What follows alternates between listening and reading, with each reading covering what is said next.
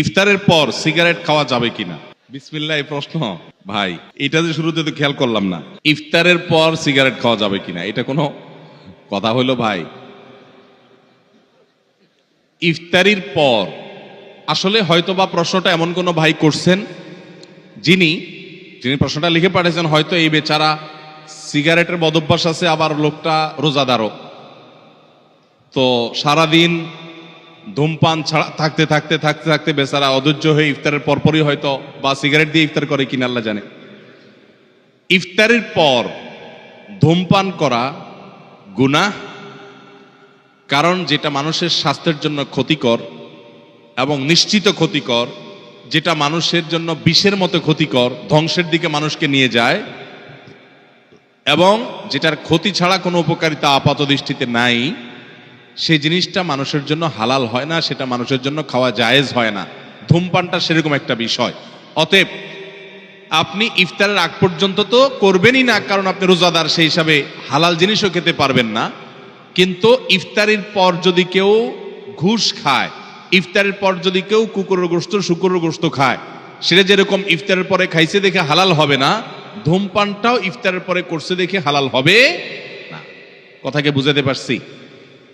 আমাদের সমাজে কোন কোন ঘুষখোর আছে, আমি শুনেছি, দেখি নেই, যে তারা নাকি বিভিন্ন অফিসে ঘুষ খাওয়ার সময় যখন যারা ঘুষ দিবে ক্লায়েন্ট তারা আসে, তখন নাকি ড্রয়ারটা খুলে বলে, এখানে রেখে দেন ভাই, আমি রোজা আছি তো ইফতারের পরে নেব। এরকম শুনছি আমি, আল্লাহ জানে এরকম আসলে আদতে আছে কিনা, বাস্তবে আছে কিনা।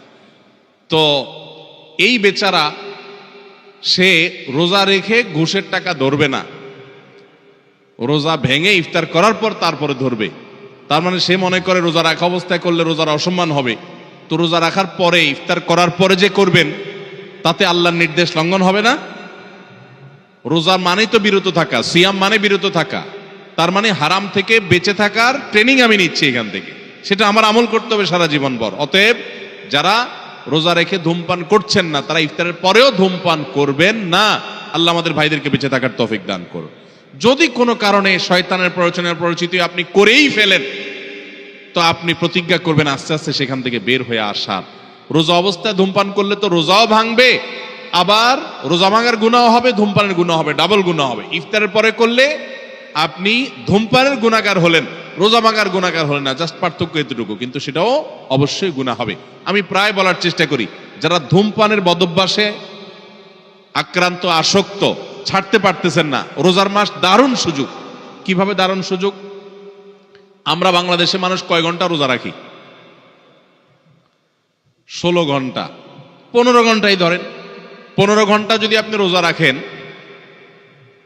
ইফতারি, মাগরিবের নামাজ, ইফতার করে এসে আবার খেতে বসেন, এই পুরো সময় মিলে রাতের খাবার সহ মিনিমাম 1 ঘন্টা তো লাগে নাকি?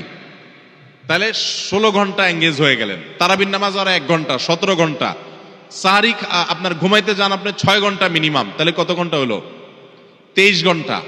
আর সাহারি খাওয়া টাওয়া মিলিয়ে, ফজর নামাজ মিলিয়ে, বাস ফজর নামাজ তো রোজার মধ্যে চলে গেল, সাহারি খাওয়া এবং ঘুম থেকে উঠা, এই পুরো সময় মিলে আরো 1 ঘন্টা, তাহলে 24 ঘন্টা হয়ে গেল। আর যদি বলেন যে না 1 ঘন্টা পুরো যায় না সাহারিতে, তাহলে আধা ঘন্টা সাহারিতে গেলে আর আধা ঘন্টা থাকে।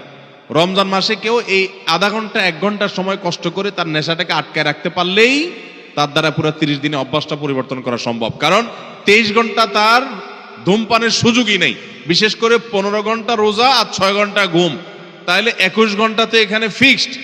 আর বাকি ইফতার, তারাবি, অন্য সব মিলে যদি আরো 1-2 ঘন্টাও দেন, তো 22-23 ঘন্টা তো আপনি এমনি ধূমপান করতে পারতেছেন না, আর 1-2 ঘন্টা কষ্ট করলেই ধূমপান ছাড়া সম্ভব, শুধু হিম্মত করতে হবে।